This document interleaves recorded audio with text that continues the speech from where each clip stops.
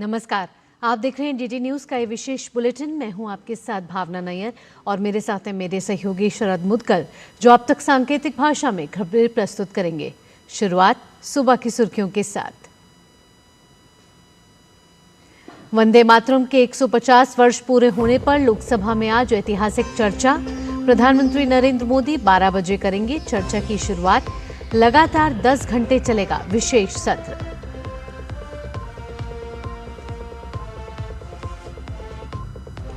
DGCA के show cause notice का जवाब देने के लिए इंडिगो के पास आज शाम 6 बजे तक का वक्त।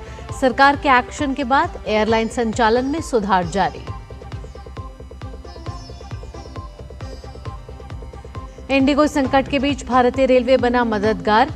राजधानी दिल्ली समेत देश भर में आज 22 स्पेशल ट्रेनों का संचालन।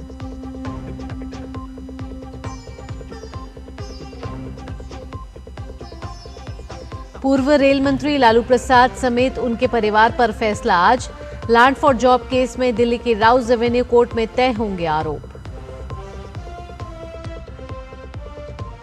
और आईएसएसएफ वर्ल्ड कप में भारत का शानदार प्रदर्शन। सिमरनप्रीत का स्वर्ण पर निशाना। ऐश्वर्या तोमर और अनीश भानवाला ने जीता रजत पदक। संसद के शीतकालीन सत्र का दूसरा सप्ताह आज से शुरू हो रहा है। लोकसभा में आज राष्ट्रगीत वंदे मातरम की 150वीं वर्षगांठ के उपलक्ष्य में विशेष चर्चा का आयोजन किया गया है। ये चर्चा केवल एक औपचारिक कार्यक्रम नहीं, बल्कि भारत के राष्ट्रीय स्वाभिमान, सांस्कृतिक चेतना और राष्ट्रवादी धारा को नए सिरे से समझने का अवसर माना जा रहा है। दोपहर 12 बजे प्रधानमंत्री नरेंद्र मोदी इस विशेष चर्चा की औपचारिक शुरुआत करेंगे। चर्चा के समापन का उत्तरदायित्व रक्षा मंत्री राजनाथ सिंह के पास होगा। लोकसभा में यह विमर्श लगातार 10 घंटे तक चलेगा, जिसमें विभिन्न दलों के सदस्य हिस्सा लेंगे। इस महत्वपूर्ण बहस में कांग्रेस के गौरव गोगोई, प्रियंका गांधी वाड्रा सहित 8 सांसद अपने विचार रखेंगे।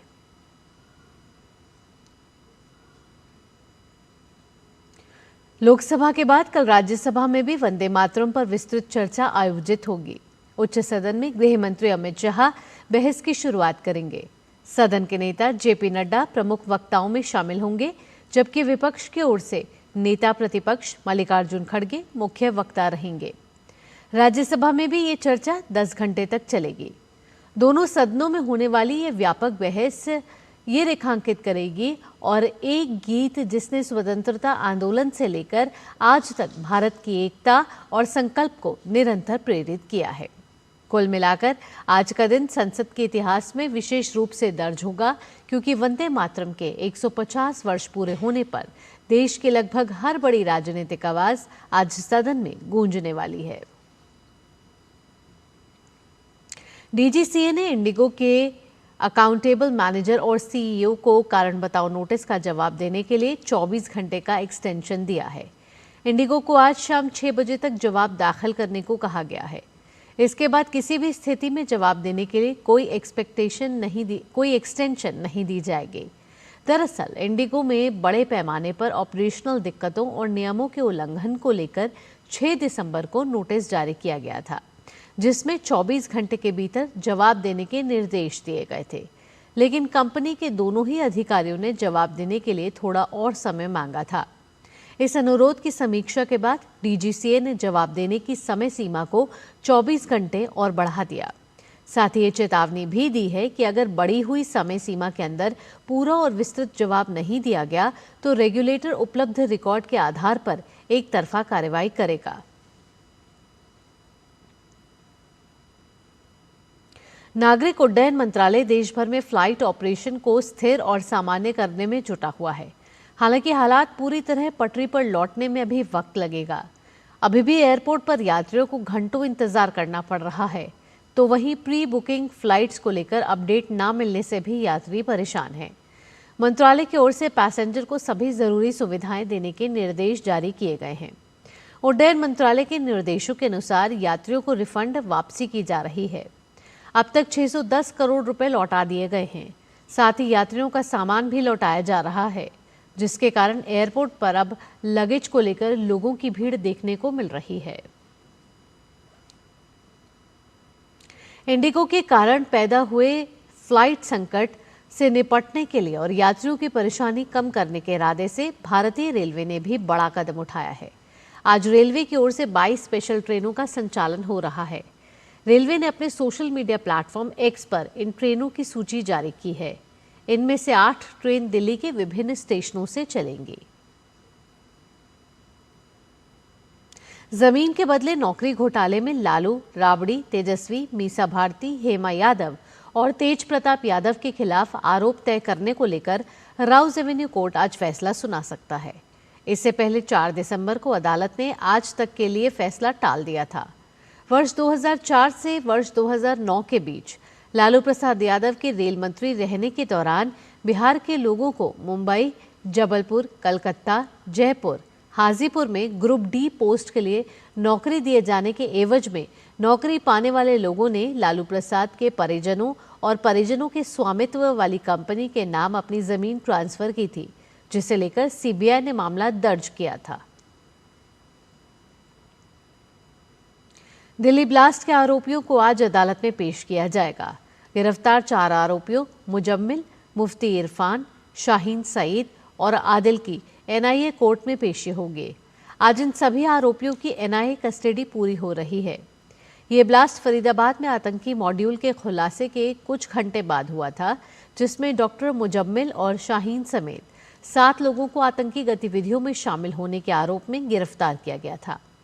ये मामला एक सफेदपोश आतंकी मॉड्यूल से जुड़ा हुआ है, जिसका खुलासा जम्मू कश्मीर पुलिस ने किया था।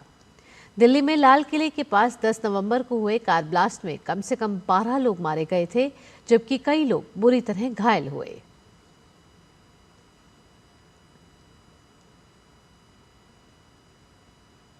यूनेस्को की अंतर सरकारी समिति का 20वां सत्र आज नई दिल्ली के ऐतिहासिक लाल किले में शुरू होगा।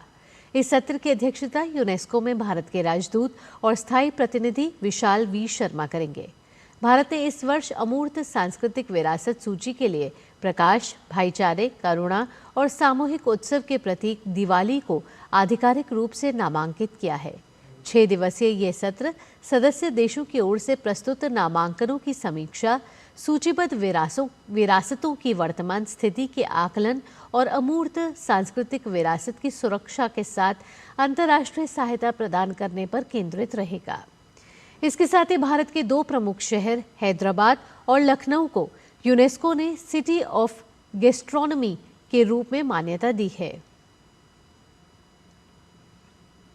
भारत ने शंघाई में एक नए वाणिज्यिक दूतावास भवन का उद्घाटन किया, जो द्विपक्षीय आर्थिक संबंधों और लोगों से लोगों के बीच संवाद को और मजबूत करने की दिशा में एक महत्वपूर्ण कदम माना जा रहा है। वाणिज्यिक दूतावास के नए परिसर का उद्घाटन चीन में भारत के राजदूत प्रदीप कुमार रावत और महावाणिज्य दूत प्रतीक माथुर ने किया। ये वाणिज्यिक दूतावास का 32 वर्षों में पहला स्थानांतरण है। शंघाई के चांगनिंग जिले के डॉनिंग सेंटर में स्थित नया कार्यालय काफी बड़ा और अधिक आधुनिक है। इससे सेवाओं में सुधार और क्षेत्र की भागीदारी को मजबूत करने की उम्मीद है। कतर के दोहा में चल रहे ISSF विश्व कप फाइनल में भारतीय निशानेबाजों का शानदार प्रदर्शन जारी है। युवा निशानेबाज सिमरनप्रीत कौर बरार ने महिलाओं की 25 मीटर पिस्टल वर्ग में स्वर्ण पदक जीता। उन्होंने फाइनल में 41 का शानदार स्कोर बनाकर विश्व जूनियर रिकॉर्ड की भी बराबरी की। भारत के ऐश्वर्य प्रताप सिंह तोमर ने ISSF विश्व कप फाइनल में अपने पदार्पण मैच में 50 मीटर फाइनल श्री पोजीशन वर्ग में रजत पदक जीतने में सफलता पाई। वे 413.3 अंक हासिल करके चीन के टियान जियामिंग के बाद दूसरे स्थान पर रहे। वहीं भारत के अनीश भानवाला ने पुरुषों की 25 मीटर रैपिड फायर पिस्टल में रजत पदक जीतने में सफलता हासिल की। उन्होंने 31-40 हिट के साथ दूसरा स्थान हासिल किया। इसी के साथ इस विशेष बुलेटिन में इतना ही। मुझे और मेरे सहयोगी शरद के साथ टीम को दीजिए फिलहाल के लिए अनुमति।